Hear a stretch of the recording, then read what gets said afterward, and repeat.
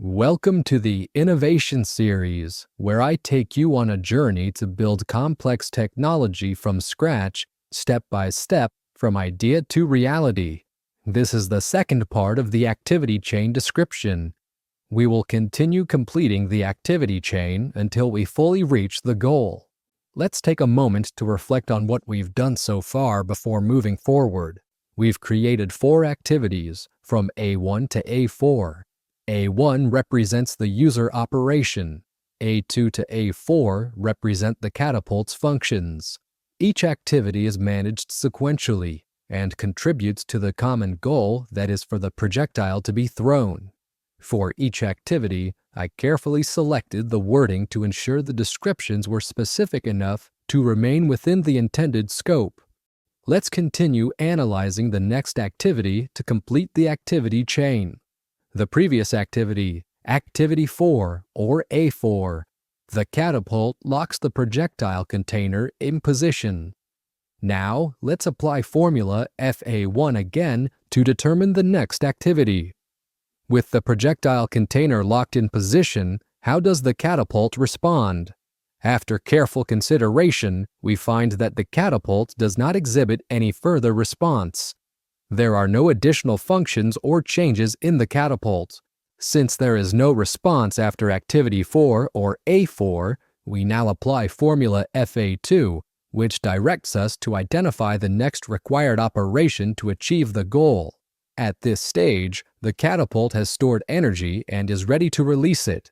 However, for the catapult to function, the user must load the projectile. Without this step, the catapult cannot launch anything. So once the catapult has full energy and the projectile container is locked in position, it makes sense for the user to load the projectile.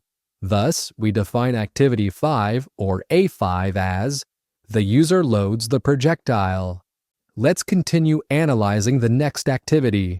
Now we have Activity 5, or A5, the user loads the projectile. Let's apply formula FA1 again to determine the next activity. When the user loads the projectile, how does the catapult respond? After careful consideration, the catapult responds by simply holding the projectile in position.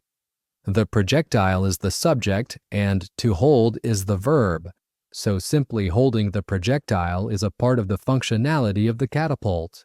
So, we define Activity 6, or A6, as the catapult holds the projectile. Let's continue analyzing the next activity. Now we have Activity 6, or A6, the catapult holds the projectile. Let's apply formula FA1. When the catapult holds the projectile, how does the catapult respond? After careful consideration, we find that the catapult does not exhibit any further response. Hence, we can go and apply formula FA2. Since there is no reaction, we move to formula FA2, which requires identifying the next necessary operation to achieve the goal. At this stage, with the projectile in place, the next step depends on the user. The user can either leave the catapult idle or trigger the release. However, to achieve the goal, the logical next step is for the user to activate the release mechanism. This action brings us closer to the objective of throwing the projectile. Therefore, we define Activity 7, or A7, in operational activity as the user triggers the release. Let's continue analyzing the next activity. We now have Activity 7, or A7, the user triggers the release.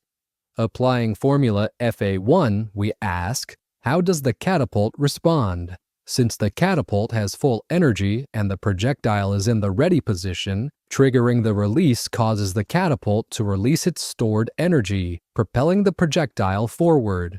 Simply put, the catapult pushes the projectile.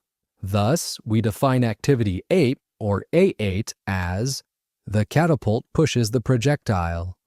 With this, the activity chain is complete and the goal has been achieved. After the catapult pushes the projectile, the expected outcome is for the projectile to fly through the air. In other words, the catapult successfully throws the projectile. Congratulations! We've successfully completed our first activity chain, consisting of 8 distinct activities. The activity chain begins with an operation, A1, and ends with a function, A8. By the end of activity 8, the projectile is expected to be thrown, achieving the goal we set out to accomplish. This now concludes my demonstration of creating an activity chain.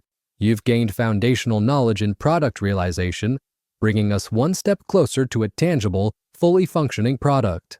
After the demonstration, it is good practice to apply the skills that you learn in daily life.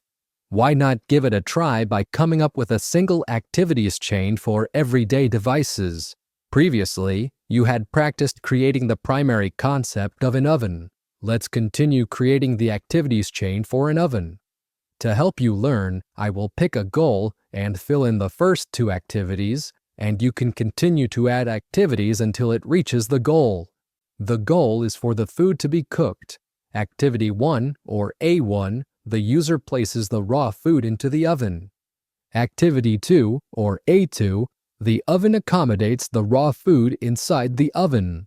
Your task is to continue completing the activity chain by adding more activities until the goal is accomplished. Use the steps I demonstrated earlier.